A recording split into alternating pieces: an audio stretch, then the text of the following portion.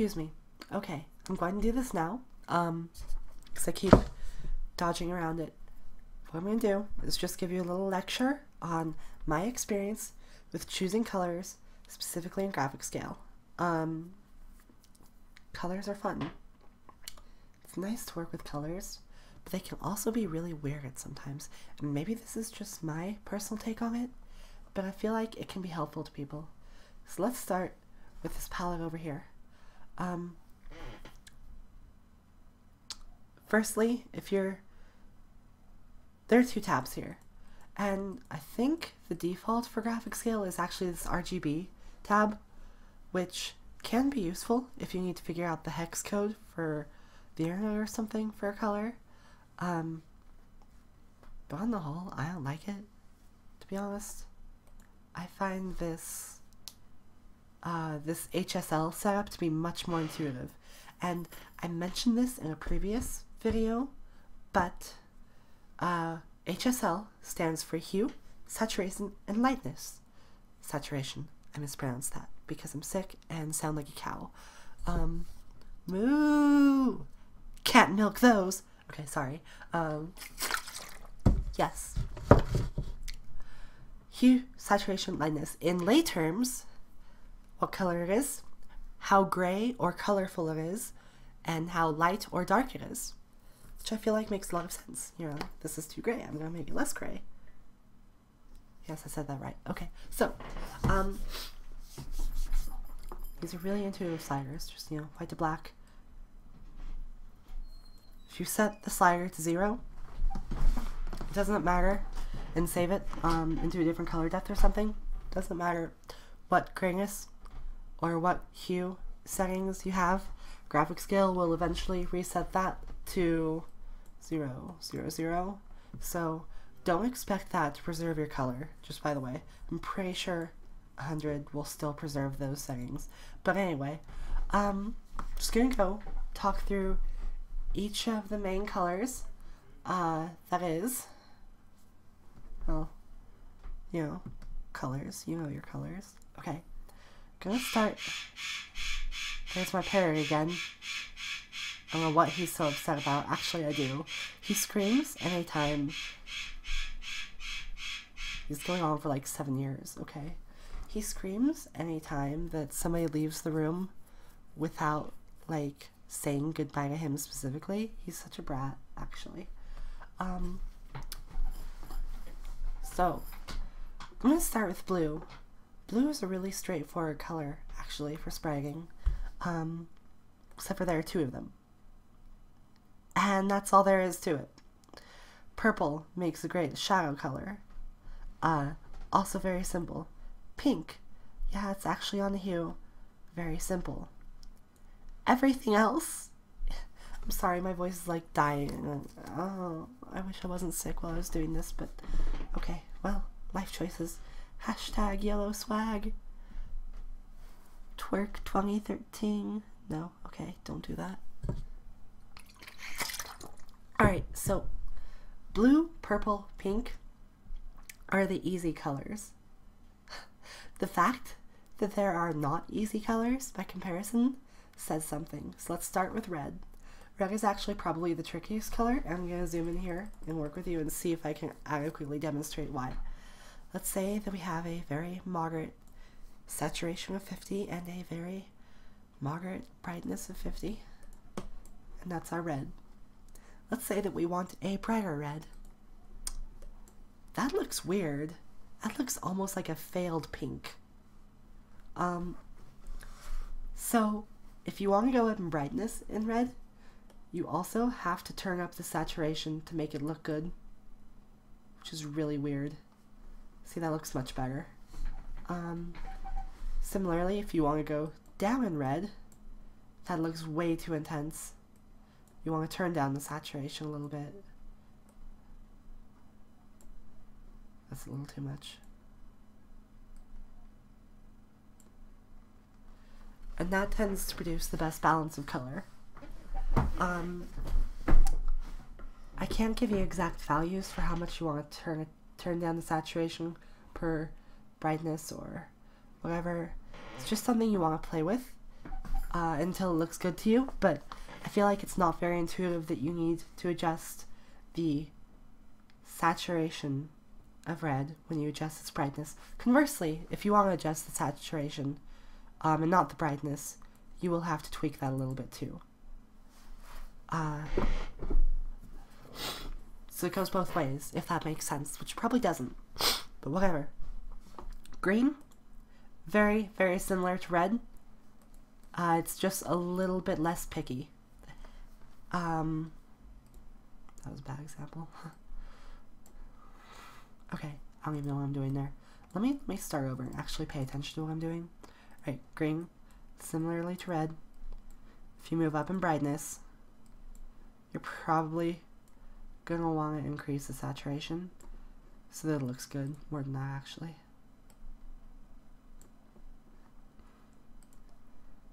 Green is weird actually. I said it was easier than red, but I might have lied. I had to increase the saturation for that way more than I did for red. Going down. See, that just looks way too intense.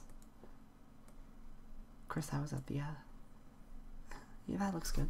Anyway, so, when you scale brightness with any color but red and green, you're usually fine.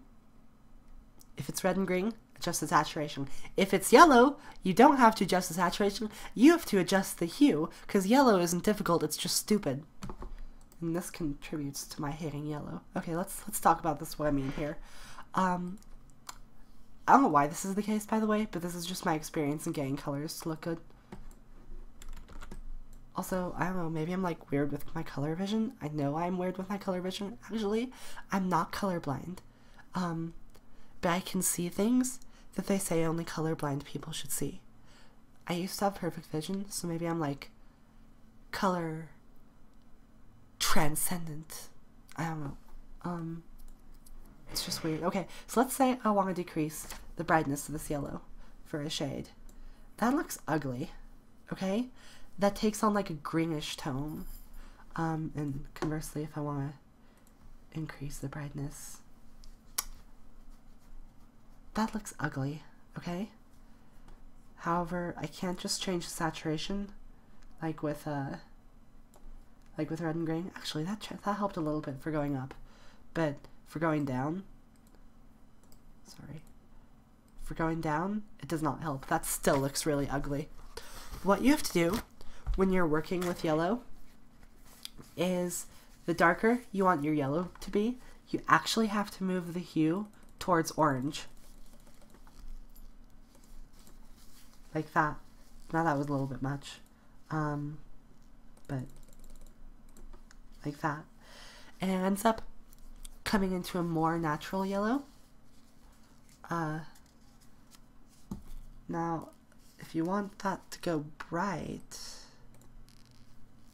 it ends up looking a little off because that looks too orange there for a bright color.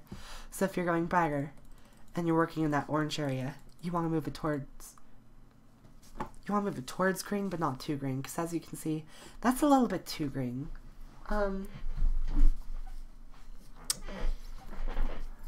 But that's something you can use your own discretion on.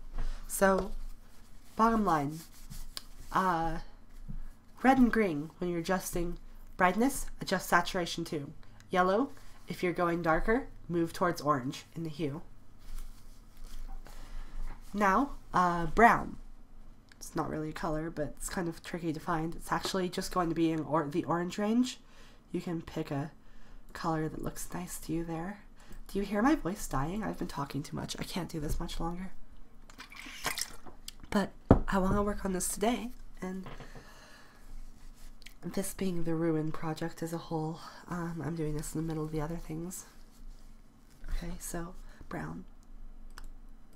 We're going to pick an orange color, and the way you get brown is just by using orange with low saturation and low brightness. I mean, if you want light brown, that's just tan, and that works. Like, that's a tan-ish.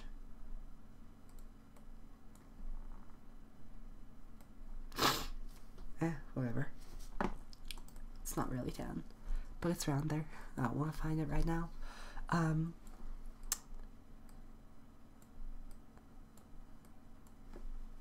there's a brown. Just orange, you know, the 15 to 40 hue, I would consider the orange range. And you can tweak it there, but I feel like that's not very intuitive on how to get brown, so there you go. Peopleskin. Peopleskin, oh god, I feel bad for saying this, but to be honest, I haven't done much spriting with darker skin tones, and I need to work on that.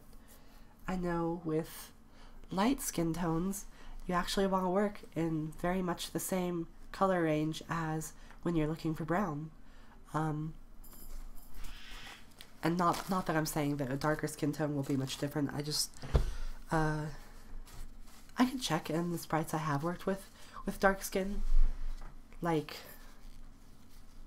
never mind, I don't want to say it, cause spoilers, but,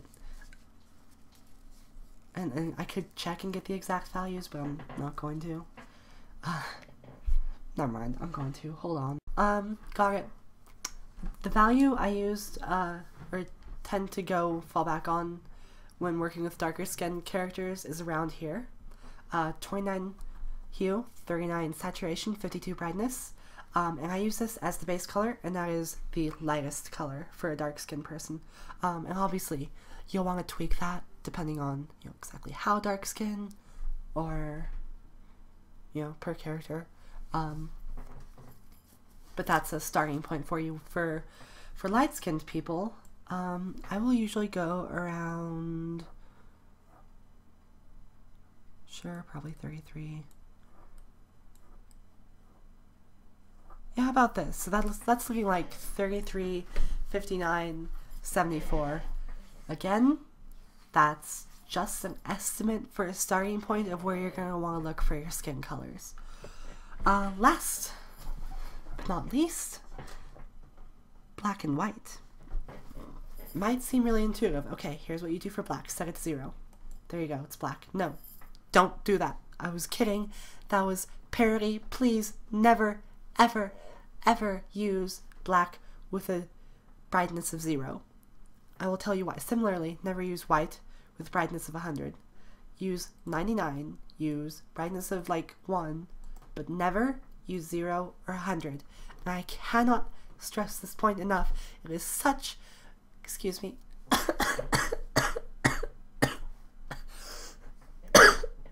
I'm sick while I'm doing this. I sound like hell. I'm getting ahead of myself in my breathing. I cannot stress this enough. Never use brightness of 0 or brightness of 100. And the reason is, even many official sprites do this, and I hate them for it. So let me, well, it's not easy to do that with my current stream settings. Basically, suppose you use a whiteness of 100 for the whites of somebody's eyes, and then you make it on a white background, and you select for that white background to be transparent so that you don't have this giant white block around your character. Then the whites of that character's eyes are also going to be transparent. I made this mistake once with the Doxy. Not once, I've made it many times, but specifically with the Doxy. If you look in some of the Reborn playthrough videos around episode 6 or 7, in the Doxy character, I made this mistake with the whites of her eyes, and she looks like a creepy demon. You can see through her face. It's weird. Don't do it. Similarly, if you have like a white lab coat or something, I say that. Excuse me. I'm dying over here. Send help. No, don't send help. That'll be awkward. It's because I took my gum out. When I'm chewing gum, I don't cough as much, but now I'm not chewing it. I'm dying.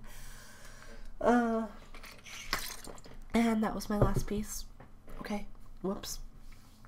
I may have to stop for today, but, yeah, I made this mistake with Sigmund's sprite in, like, around episodes 7 and 8, too.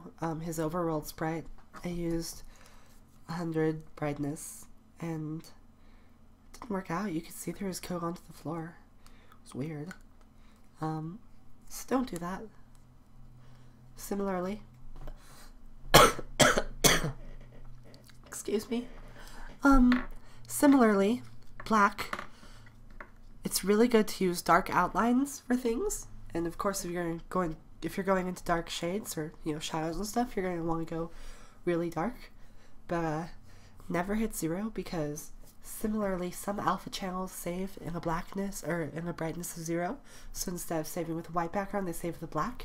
It's weird how that works, but I really cry. Or if you use a black background for something, that's the other thing. I'm sorry.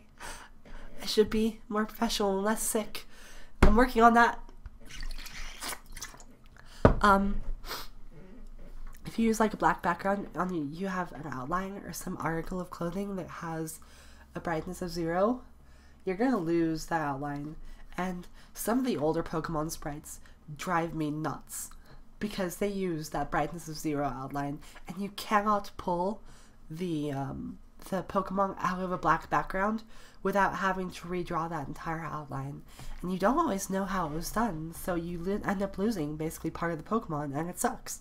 So please, just for sprite image quality, never use brightness of 100 or brightness of 0. Use 99, 98, 97, use 1, 2, 3, but never 0 or 100. Now, when you're actually choosing your black color, I find that blues and to an extent purples tend to make the prettiest blacks and whites. So as an example, you're going to choose around 242, or a saturation of anywhere from 1 to 20 is pushing it, but anything below 14 is pretty safe. And then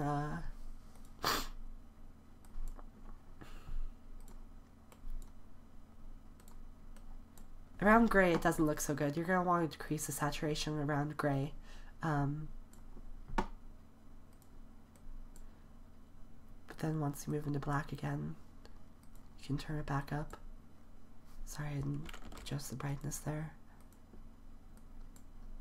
So yeah, those tend to be the prettiest blacks. Of course, you can really use any color and set it to saturation of, like, you know, under 12 probably. But under 10 would be best.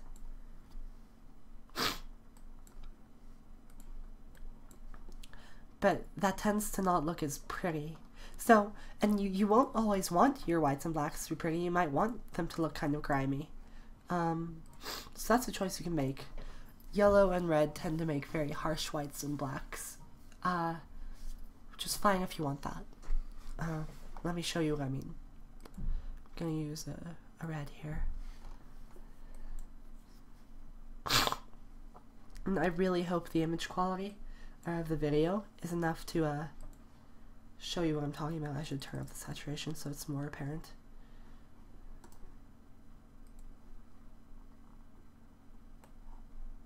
Okay. Alright, see, as I'm moving down, again, you're going to want to turn down the saturation more, but around the gray range. Even so, you can see the difference. Even though we're at a saturation of 6, there's a huge difference between the grays from blue and the grays from red. I'll pull it back down to black, because I'm back in black.